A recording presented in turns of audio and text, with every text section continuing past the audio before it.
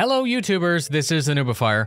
Welcome to the next installation of the ship history series that I'm actually enjoying making for you. The feedback so far has been positive. The ship history videos take a lot of time to research, verify, vet, and script, so please, if you enjoy the video, support by linking it to a friend or orgmate. Today I'm going to try to tackle an original Kickstarter ship, the Robert Space Industries Constellation. Like with the 300, the Freelancer, and the Cutlass videos, I posted to Twitter seeking creative variant ideas from the community. In no particular order, this is what they came up with. The Constellation Chameleon, which is just a normal Andromeda with some cargo space retrofit for a cloaking device. The Constellation Cantina, which lowers its cargo hold, revealing a cantina-style food truck. This is probably not very useful unless you're on a planet with an atmosphere. The Constellation Sextant, specialized to plot complex navigation. The Constellation Ares, which replaces the entire front glass with a front-plated CCTV similar to the Prowler to enable it to be used as a ram on other ships. The Constellation Sagittarius, the cargo bay has been replaced by a size 9 torpedo bay. The Constellation Actually Useful variant, which is a variant that is brought up to the current needs of the Star Citizen universe, basically a Mark V rework. The Constellation Green Bean, similar to the Cantina, but with a gourmet coffee shop and snacks. The Constellation Francis, which has a 2-level 24/7 party boat, shag carpet, disco balls, dance floor, retro music, and it only serves schnapps. The Constellation Turn Edition, which is part of the Mark V rework, and it can actually yaw. The Constellation Scorpio, no struts on the canopy because it's been replaced completely with a glass dome like the Prospector, and it has retractable nacelles. The Constellation Copernicus, which relocates the bridge to allow the entire length of the ship to be used as a massive telescope. The Constellation Cancer, with 2 robotic arms on the left and right front for salvage operations. The Constellation Andromeda Strain, which works like a crop duster for releasing biological and chemical agents on populated areas. The Constellation Clandestine, a stealth dropship. The Constellation Tripod, that has a front landing gear to ensure that it can actually land and not tip over. The Constellation Mercy, which is basically a larger Apollo. The Constellation Meteor Interceptor, which replaces all of the cargo with power plants and coolers to feed the larger engines. The Constellation Corvus, a variant for transporting the dead at their funeral. And we end on the Constellation Hercules, a mobile gym and spa. Thanks to the community on Twitter for your fun suggestions, and be sure to check out the other videos in the history series. Let's begin. This story begins April 2012 when Chris Roberts and Ortwin Freyermuth created Cloud Imperium Games, the main company which uses Robert Space Industries as its brand for Star Citizen. The actual RSI is based in the UK, and it lists Aaron Davis Roberts, Chris Roberts, and Ortwin Sam Freyermuth as its directors. I don't feel that I need to tell you who Chris Roberts is, and his brother Aaron is very well known, but I'm going to quickly discuss his background because I think it's important. Aaron has some real street cred within the video game industry, having either worked on or produced over 27 game titles. These titles trace all the way back to Striker's Run in 1986, the Wing Commander titles, and he served as the producer on the ultra-popular LEGO games. He was quoted as saying that he believed in the Star Citizen project and decided to quit his steady job to join his brother to build our universe. He's the studio director at Foundry 42 in Manchester. Ortwin Freyermuth is known within Hollywood as not necessarily a film producer, but more as a pioneer who would acquire production rights for movies and then flip them.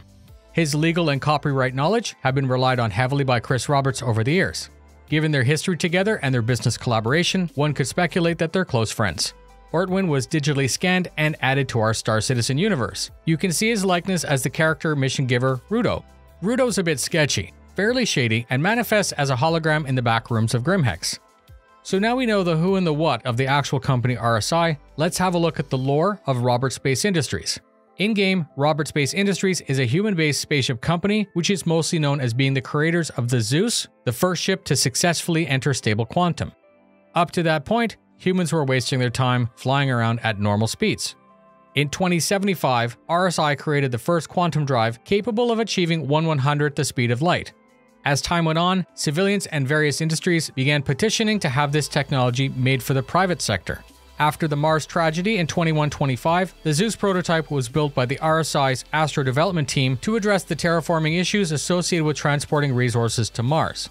RSI had been listening and worked to streamline the quantum drive just enough to make it commercially viable. You can understand that there were some concerns. There was a potential risk in putting such a powerful technology into the hands of non-military trained pilots. The main issue that RSI had with the Zeus was its hull integrity. All of these problems culminated in 2136, when during a live flight that was being broadcast all across the world, the hull of an early Zeus ship ripped apart as it left Earth's atmosphere. A catastrophic failure, destroying the ship and killing the test pilot. The disaster shook people, and suddenly, there was horrifying danger associated with space travel that transcended the excitement of making it affordable. RSI turned to the Navy and Michel Soleno for help in keeping the Zeus program alive. The 999 and the Zeus have an interwoven history. Soleno had extensive experience with the RSI quantum core engine and held the honor of being the first pilot to quantum beyond Jupiter. She had been pushing for the training of new test pilots who would be dedicated to this cutting-edge spaceship. She was actually the one that proposed the creation of the 999 to help RSI develop this commercial ship. She battled with RSI executives over the ship's hull and drove RSI to completely overhaul their design. Finally, on 2137, she climbed inside the Zeus for her first test flight, and at 1509 SET, she returned and safely touched down. Thanks to the 999's hard work, history was made with the release of the first commercial quantum drive ship, the Zeus. The Constellation was sold on Kickstarter as the Rear Admiral Pack for $250, the Vice Admiral Pack for $500, the Admiral Pack for $1,000, the Grand Admiral Pack for $2,500, the Space Marshal Pack for $5,000, and of course, the Wing Commander Pack at $10,000. These original packs include very limited physical and digital items, and as a note, are seen as very desirable amongst collectors. On the 15th of November 2012, CIG released the first images of the Connie Mark III, and on the 10th of December, 1 month later, CIG released a second set with more details. It was originally concepted by Ryan Church. Ryan is no lightweight within the industry. His concept work has been used by Disney and Universal. He's currently the senior art director at ILM, and please indulge me as I'm going to list a small cross-section of his current portfolio. Star Wars 237, Rogue One, all of the Transformers, all the new Star Trek movies, Tron Legacy, Avatar, Tomorrowland, Godzilla, John Carter. All super visually stunning movies. The notable features of his design was a central body with 4 engine nacelles attached at the rear. The landing gear was only at the rear, there was an upper and lower turret on the flight deck, the pilot station had a crew section to the left and right, there were 4 beds, a small table that animated from the floor and ceiling. Part of the ship's design included a parasitic snub fighter, which wouldn't be made by RSI. To operate within an atmosphere, the front section incorporates 4 fans behind armored plated doors. The fans work with the ship's thrusters to overcome gravity and actually allow it to fly. What else? 4 large guns and lots of missiles. There was 1 large weapon mounted on each of the 4 nacelles, and a total of 4 missile racks, 2 in the ceiling and 2 mounted on arms that would fold open. Back then, the Connie really seemed overpowered compared to the other ships, and to this day I still appreciate that the majority of the firepower rests in the pilot's control. On the 15th of August 2014, 20 months later, CIG released the Mark IV with 2 new videos, 4 new brochures, and the lineup was expanded to include 4 variants.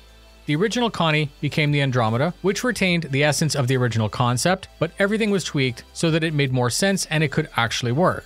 The Connie TAURUS was stripped down and stretched longer. It lost a turret and the snub fighter, it picked up more cargo space and was sold cheaper. At the time of posting this video, the TAURUS is the only variant that isn't flight ready, and although being listed on the roadmap several times, there's no firm date when this is to be expected. Above the Andromeda is the Aquila, which is the exploration variant. Upgrades include the addition of the Ursa rover, which can be deployed from the cargo deck, a distinctive rounded cockpit glass, and an advanced sensor suite that replaced the top turret. The Aquila was featured in an iconic Stanley Kubrick 2001 Space Odyssey style commercial that CIG published. A picture's worth 1,000 words, and this 2-minute video left nothing to the imagination. We could see the VTOL fans working, the crew was lowered to the ground using the airlock, and we saw the deployment of the Ursa.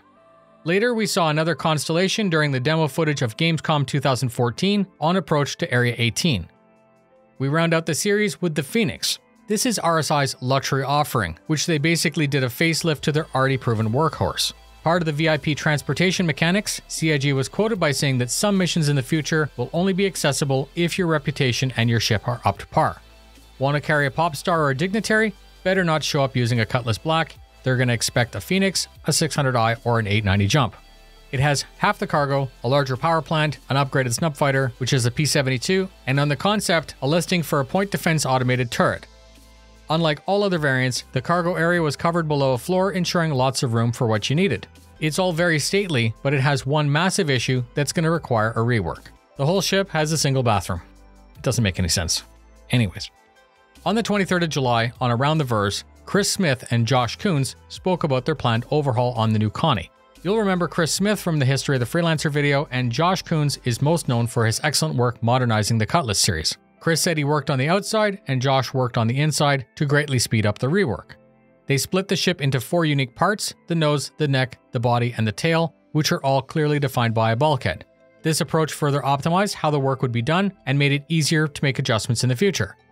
The new Connie Aquila was demoed for the first time at CitizenCon 2016 as part of the hour-long gameplay demo. We saw it load, take off, quantum, and unload at Ursa as part of a greater mission. I was at that show, watching live. The crowd was electric, as it was really the first time that we saw a proper live gameplay of the Planet Tech landing a rover, and all of this was tied together by the updated Aquila. On St. Patrick's Day, which is the 14th of March 2018, CIG did a questionable promotion that caused some frustration and a little bit of salt.